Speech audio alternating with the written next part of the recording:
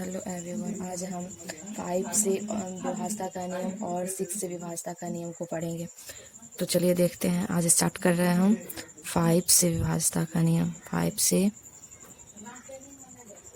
विभाज्यता का नियम। तो चलिए 5 से विभाज्यता का नियम में क्या है।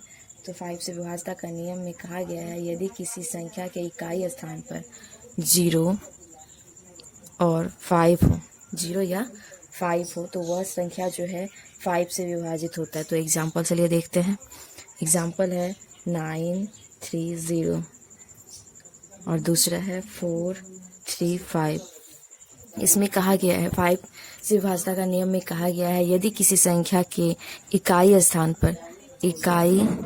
स्थान पर ये दोनों में से कोई रहता है तो वो 5 से विभाजित होता है। तो इस संख्या में देखिए इकाई स्थान क्या है, तो ये इकाई स्थान है ये संख्या का, और यहाँ पे क्या है, इकाई स्थान में 0 है, यानी ये 5 से विभाजित होगा। और दूसरा में क्या दिया है, इकाई स्थान पे 5 है, इसलिए ये भी 5 से विभाजित होगा। अगर आप लोग को लग रहा है कि मतलब हो सकता है कि नहीं ये विभाजित ना हो, तो चलिए हम क्या करेंगे, अपना कन्फ्यूजन दूर करने के लिए इसे 5 से डिवाइड करके भी देख लेते हैं। तो 1 5 4 3 8 0 3 0 6। तो चलिए अब हम कंफर्म हो गए कि ये संख्या जो है वो 5 से विभाजित है। तो इस तरह ये भी 5 से विभाजित होगा। क्यों? क्योंकि दोनों में 5 से विभाज्यता का नियम में जो कहा गया है कि यदि कोई संख्या के इकाई स्थान पे 0 और 5 हो तो वो संख्या 5 से विभाजित है।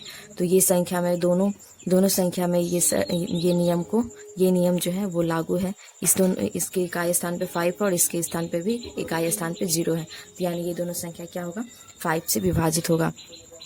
तो चलिए अब हम देखते हैं 6 से विभाज्यता का नियम। विभाज्यता का नियम। तो 6 से विभाज्यता का नियम में क्या कहा गया है, तो 6 से विभाज्यता का नियम में कहा जाता है, यदि कोई संख्या 2 और 3 दोनों से विभाजित हो तो वो संख्या क्या होगा, 6 से विभाजित होगा।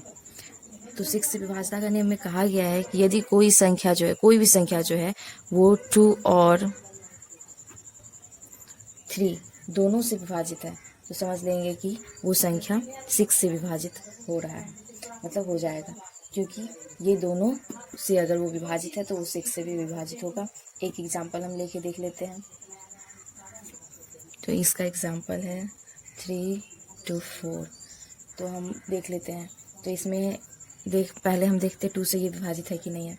तो 2 से विभाज्यता का नियम में हम क्या रूल पढ़े थे कि जब कोई संख्या के इकाई स्थान पे 0 2 4 6 या 8 हो तो वो संख्या 2 से विभाजित होता है। तो यहाँ पे क्या है, इकाई स्थान पे इसका 4 है, तो इसका मतलब ये संख्या जो है वो 2 से विभाजित है। और 3 से विभाज्यता का नियम में क्या कहा गया था, यदि कोई संख्या का अंकों का योग 3 से विभाजित है तो ये संख्या 3 से विभाजित होगा। तो चलिए इसका योग करके भी हम देख लेते। 3 2 4 5 + 4 9, यानी ये 9 जो है 3 का टेबल में आ रहा है, 3 से विभाजित है। यानी क्या पता चला हमें अब कि ये संख्या जो है वो 2 से भी विभाजित हो रहा है और 3 से भी विभाजित हो रहा है। इसका मतलब ये संख्या क्या होगा, 6 से विभाजित होगा, क्योंकि 6 से विभाज्यता का नियम में यही कहा गया है कि यदि कोई संख्या 2 और 3 दोनों से विभाजित है तो वो संख्या 6 से विभाजित अवश्य होगा। तो ये संख्या भी क्या हो गया, अब हम पता चल गया कि 2 से भी विभाजित है और 3 से भी विभाजित है, तो इसका मतलब ये संख्या क्या होगा, 6 से विभाजित है। तो चलिए आज हम इस वीडियो में 5 से विभाज्यता का नियम और 6 से विभाज्यता का नियम पढ़े हैं, और नेक्स्ट वीडियो में हम इससे आगे विभाज्यता का नियम को पढ़ेंगे। जब तक हमारा विभाज्यता का नियम कंप्लीट नहीं होगा हम आगे के चैप्टर को नहीं देखेंगे। तो चलिए आप लोग कोई भी नंबर सिस्टम या फिर ऑपरेशन और नंबर्स से रिलेटेड कोई क्वेश्चन को सॉल्व कर रहे हैं और आपको कोई भी क्वेश्चन में प्रॉब्लम हो रही है, तो आप हमसे कमेंट सेक्शन में उस क्वेश्चन को भेजकर आप हमसे पूछ सकते हैं कि ये कैसे सॉल्व होगा। हम आपकी प्रॉब्लम को अवश्य दूर करने की कोशिश करेंगे। तो इस वीडियो में इतना ही है। अब नेक्स्ट वीडियो में हम नेक्स्ट विभाज्यता का नियम को पढ़ेंगे।